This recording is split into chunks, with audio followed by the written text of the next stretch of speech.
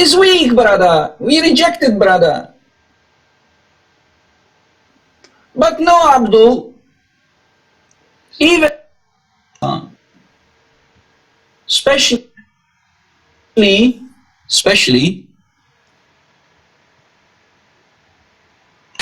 when it's from the Kitab al-Sitta, right? Kitab al-Sitta.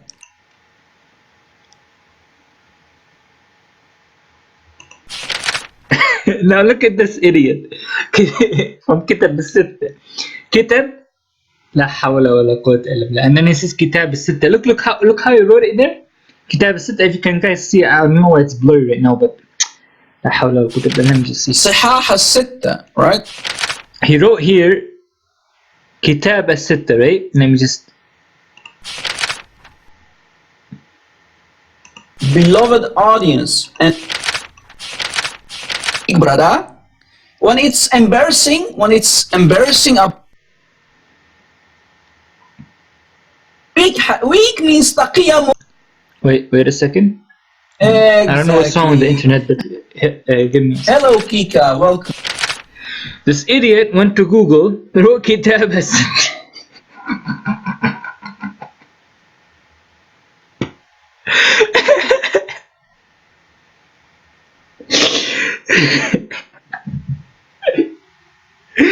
This idiot is trying to teach me Islam, guys. He's trying to teach me our Kitab al-Sitta. Oh, this donkey. Habibi, Kitab is singular for Kutub. If you are you don't have to be an expert in Arabic to know that, but you're more stupid. This is why you can't even reach your level of not being an expert in Arabic, right? Kitab al-Sitta, he wrote here Kitab al-Sitta, and then this is what is meant by Sihah al-Sitta. Kutub al-Sitta, okay, the 6 books. They are books. They are plural, not singular. Okay, singular is Kitab. Kutub is plural of Kitab. Okay, so anyway, let's see. Come, God bless. Welcome. Hey, brother, sister, if you are too embarrassed, just say to the Christians, the hadith is weak, brother. No, Habibi, no, ya Habibi, no. It's not the hadith is weak, ya kalb. It's not the hadith is weak. Okay? Unlike your own David Wood, who is too embarrassed, right, when he was debating, what's his name, the Iranian sheikh, Ali Atiyi, right? And Ali Atiyi was speaking a verse from the Bible, and then David said, this is from the last chapter of the book of Mark, okay, which every Bible scholar says was not authentic. Okay, so it's trying to say that the Bible was corrupted. So, like, the book of Mark is not authentic, it's corrupted, right? It's not a true word of God. That's why it's saying it's not authentic, because he couldn't do it. Because he told them, if your Jesus says you can drink poison and nothing will happen to you, then do it. And then David Wood was basically, oh, it's not authentic, right? And David Wood is who, guys? Who do they say? We are the students of Christian Prince CP. Sam Shamoun and David Wood. Alright? The most 2 popular students of CP who always get destroyed. Alright? Let alone this guy, he was never famous like them. This guy, Rob Christian, was never famous like David Wood or Sam Shamoun. Okay? They are higher than him in level. This guy can never become higher like them, because he is basically, like Sam Shamoun said, you're an idiot, you can't refute Islam. And that's actually true. He can't. He tries and tries and tries, but he can't. Immediately also when his Bible is mentioned, he runs away. Alright? Ugly Gangu. I debate Rob Christian, i.e. robbing Christians. I'm robbing Christians. Okay? On Skype, if he didn't constantly mute people and screech. When did I mute anyone, you donkey ibn donkey? I challenge you to call me, and in front of everybody, my witness. Everybody here is my witness. I promise you I will not mute you. Allah. Alright? Promise, huh? So, these Muslims, they gave me a new nickname. They are calling me the preacher. What do you? You guys heard how he said it? This guy says he's married. He speaks more like a little boy. Look at his voice. It's like he didn't hit puberty yet. They're calling me this creature. They're calling me this creature. Like this. Like this is like a little child. Live with it, Rob. Grow your balls. I know you got kicked in the balls many times. That's why your voice doesn't sound manly. It sounds like Alibaba midgets. You know the movie Alibaba, those midgets, how they speak? Wallahi, this guy sounds like them. There's something wrong with you Muslims. You have been living under a stone, brother. You have been living under a stone, brother. Look at this idiot. Look at this So fool. today's topic. We're living under stones actually, Today's huh? topic. We're living under stones. Hold on, ya hayawan. Hold on. The one who doesn't know how to speak Arabic. Oh, he's Arab, he doesn't know how to speak his language. That kid. My brother, the Muslims, my bro, okay? Now North Africa, Egypt, Libya, Algeria, Morocco, they were not Muslim long ago. They were not even under Arab rule. We Arabs, we conquered them, and now till today they are still Arab. Pakistan, Sindh, okay, which is called Sindh, was part of India long ago, is majority Muslim today because of us. During the Umayyad Caliphate, there was a special leader for Abd al-Malik bin Marwan called Al-Hajjaj bin Yusuf al-Thaqafi from Thaqif, tribe of Thaqif. When he heard that a Muslim woman with her family were sailing in the Indian Ocean, when they got to the shore of Sindh, okay, Pakistan, the king killed her husband, her children, and he raped her. When they heard that a Muslim woman was raped, Al-Hajjaj sent one of his best men there to die for who? For the right of this woman. He sent her best man there to Pakistan, to Sindh, and then they chopped off they massacred the whole Sindh people. They chopped off the head of the king there, king of Sindh who raped her, and they brought her to Hajjaj in a special box. Okay? This is what Muslims were long ago, were strong, ya hayawan. They all went, he sent the best man for what? For just one woman, one Muslim woman there. Okay? And even today, in Europe, this is a book, guys, okay? This is a book. Okay, American most popular documents, okay? This is a book here. Alright? Khalid bin al-Walid, the companion of Prophet Muhammad and the general bin al-Mughira bin Umar al-Makhzumi al-Qurayshi was born in Mecca, right? Now, they are saying in this one that Khalid bin Walid, okay?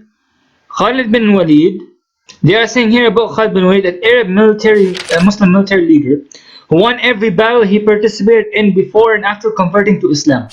He was known for his leadership, proficiency, and military planning. Nowadays, his strategies in wars and battles are still used and taught in many universities in Europe.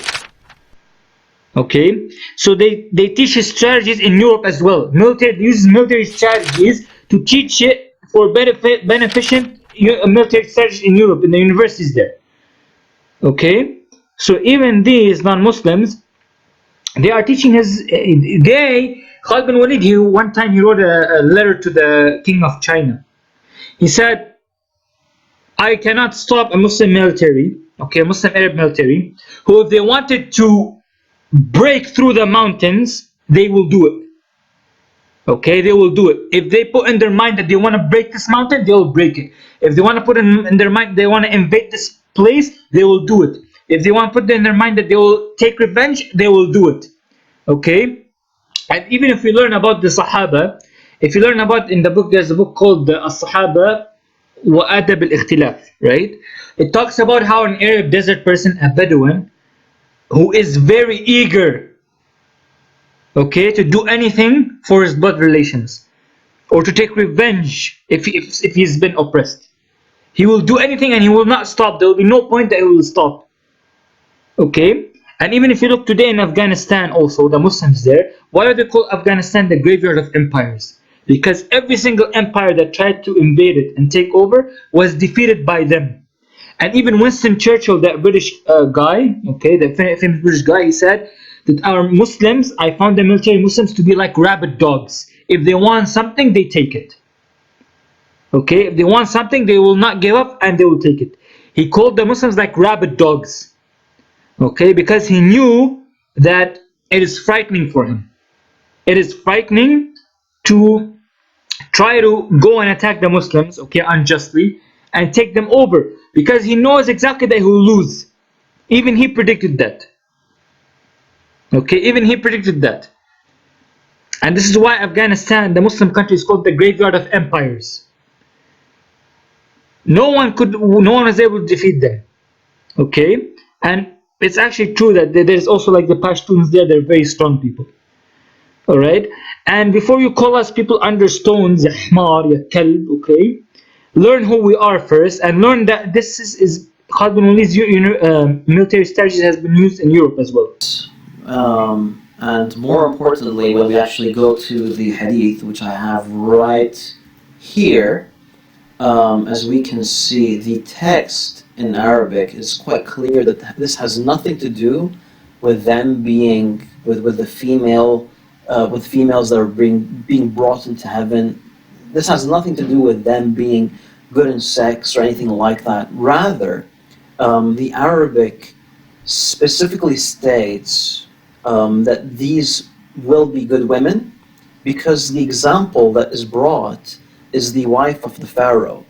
Abdul, why is it not one woman with 72 males? I mean, there's nothing. Look at this idiot.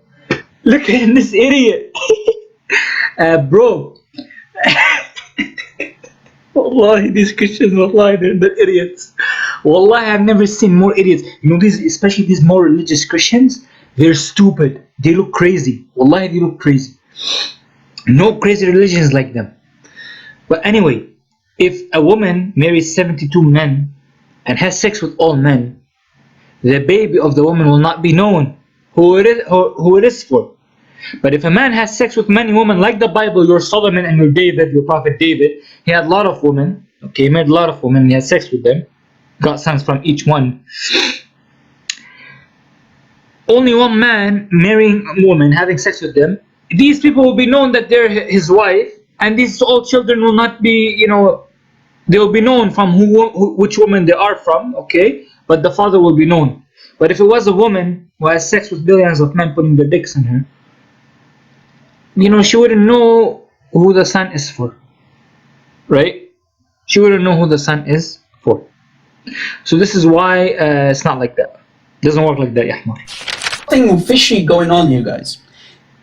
Islamic brothel is only created for Muhammad and men like Muhammad. Why not 72 male virgins? Why 72 female virgins? They are actually nothing but sluts. Sorry to say, I'm not trying to insult any woman. I mean, you're all my dear sisters in Christ. Sluts, bro? But clearly those are big-boobed women, right? They are all beautiful. So rap is not big boobs. How big are her boobs? Okay, probably like a man, more like a hooker boobs. They are what are they there? Why are they in Jannah? To please the men. So what kind of women are they, guys? Good women from hell? Yeah, good women, guys. Good women from hell. Did you catch it? Good women are going to be picked from hell and transported to Jannah to please war with those big guns, man. These are big guns, bro. Brother, big-breasted women, brother. Yes, brother. Watermelons, brother.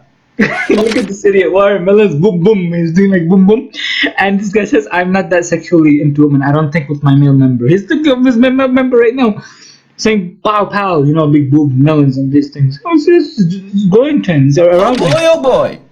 Watermelons, brother? Yes, brother. They will never go, you know. Yeah, they will not sag. They will stay like watermelons, brother.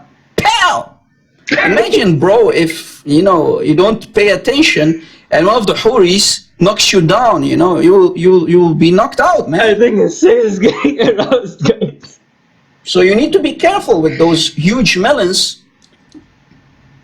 With all those huge melons. I mean, we're talking about 72 at least. Man, you can cause a lot of damage with those watermelons, man. Unlike, you know what's actually where how do I have eternal erection?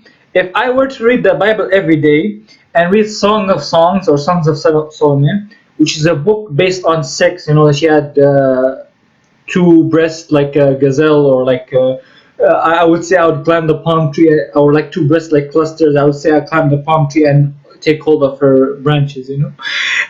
Two breasts like clusters. It reminds me of this movie in Naughty Professor that all my hands like was hanging down, you know, like clusters. So before you get into that, if I were to read the Bible, I would actually have erections, eternal erections, because all based on sex. Even if you had, you see the Bible, okay, it says, and then she lusted after those who had genitals like donkeys and emission like horses. What's the wisdom in this? Genitals like donkeys, I mean big dicks like donkeys, and you know, emission, you know, orgasm like horses. Like, what do I benefit from that? I have to think about it. I have to ponder. I have to think about, okay, so the horses they have, so they have like donkeys, okay, dicks like donkeys, okay, then I have to look at donkey and how dick is, and then maybe I have to see the sperm of the emission of the horses. I'd have to see like how the horse will have sex with another horse. That's what I'm thinking about all day. And this is your Bible, Yahmur. This is your Bible. Or like, if I were to read your Bible, I have eternal erections. Even if I read Bathsheba, who Bathsheba says, you know, the woman was very beautiful. I can portray her as having big boobs. Right? David going after big boobs woman. You know, it's funny. Pow! Pow! You should watch out, man. It's dangerous, bro. So where did Christian Prince lie, guys? Do you see, guys, anyone in the chat, have you seen Christian Prince lie?